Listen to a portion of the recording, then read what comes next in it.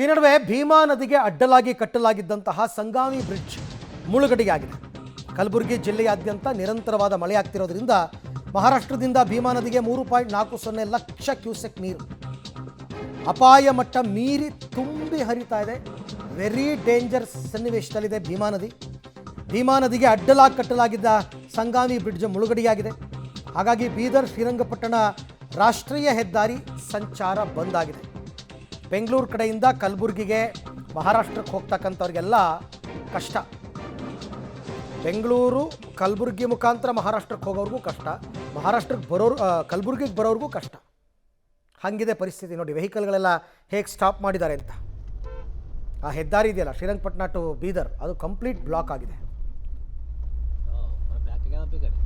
ಮಹಾರಾಷ್ಟ್ರದಲ್ಲಿ ಧಾರಾಕಾರವಾಗಿ ಮಳೆ ಆಗ್ತಾ ಇದೆ. ಇದರ ಪರಿಣಾಮವಾಗಿ ಕಲಬುರಗಿ ಜಿಲ್ಲೆಯಲ್ಲಿ ಅಂದರೆ ಭೀಮಾ ನದಿ ಪಾತ್ರದಲ್ಲಿ ಪ್ರವಾಹದ ಪರಿಸ್ಥಿತಿ ನಿರ್ಮಾಣವಾಗಿದ್ದು ಬಹುತೇಕ ಗ್ರಾಮಗಳಲ್ಲಿರುವಂಥ ಸೇತುವೆಗಳು ಎಲ್ಲವೂ ಕೂಡ ಸಂಪೂರ್ಣವಾಗಿ ಬಂದ್ ಆಗಿವೆ. ಇದರ ಪರಿಣಾಮವಾಗಿ ಏನಂದರೆ ರಸ್ತೆ ಸಂಪರ್ಕ ಕಡಿತವಾಗಿದೆ. ಈ ಕಡೆ ಭಾಗದಲ್ಲೂ ಕೂಡ ದೃಶ್ಯದಲ್ಲೂ ಕೂಡ ನೋಡ್ತಾ ಇದ್ದೀರಾ ಭೀಮಾ ನದಿಗೆ ಯಾವ ಪ್ರಮಾಣದಲ್ಲಿ ನೀರು ರಭಸವಾಗಿ ಹರಿದುಕೊಂಡು ಬರ್ತಾ ಇದೆ ಅಂತ.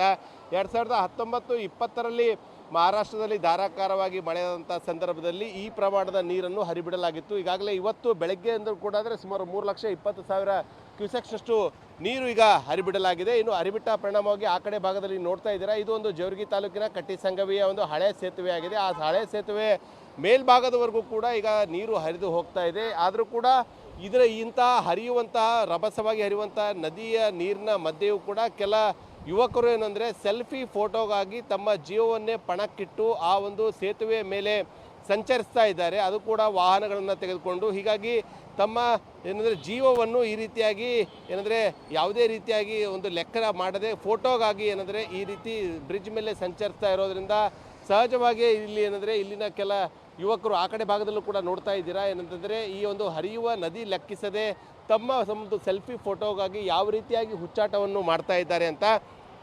ಇನ್ನೊಂದು ಭಾಗದಲ್ಲಿ ಈ ರಾಷ್ಟ್ರೀಯ ಹೆದ್ದಾರಿ ಏನಿದೆ, ಒಂದು ಕಲಬುರಗಿಯಿಂದ ಬೆಂಗಳೂರು ಮಾರ್ಗವಾಗಿ ಸಂಚರಿಸುವಂಥ ರಾಷ್ಟ್ರೀಯ ಹೆದ್ದಾರಿ, ಆ ರಾಷ್ಟ್ರೀಯ ಹೆದ್ದಾರಿಯನ್ನು ಇವತ್ತು ಬೆಳಗ್ಗೆಯಿಂದಲೂ ಕೂಡ ಭೀಮಾ ನದಿಯ ಈ ಒಂದು ಕಟ್ಟಿಸಂಗವಿ ಸೇತುವೆ ಮೇಲ್ಭಾಗದವರೆಗೂ ಕೂಡ ಅಂದರೆ ಆ ಒಂದು ಸೇತುವೆಯ ಮಟ್ಟಕ್ಕೂ ಕೂಡ ನೀರು ಹರಿತಾ ಇರೋದರಿಂದ ಸಂಪೂರ್ಣವಾಗಿ ಸಂಚಾರವನ್ನು ಬಂದ್ ಮಾಡಲಾಗಿದೆ.